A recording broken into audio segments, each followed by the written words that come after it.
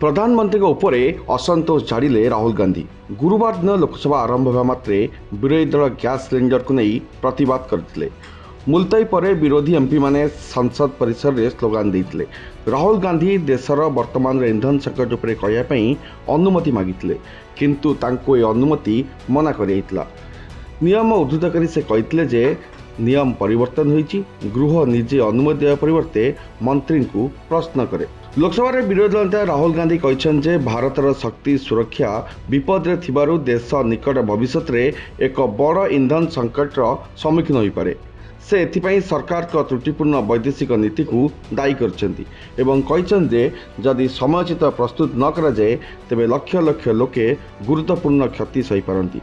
राहुल कहते मु स्पष्ट भाव देखु जे एक बड़ समस्या आसूची। समस्या हेउची जे प्रधानमंत्री देशर प्रधानमंत्री भाव कार्य कर पाउनाहांती।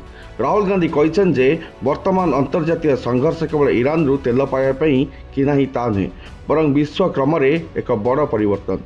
तांको मतरे विश्व एक अस्थिर पर्यायर प्रवेश करुछि एवं एपरि समय भारत को तार रणनीति एवं चिंताधारा को परिवर्तन करने पड़िबो।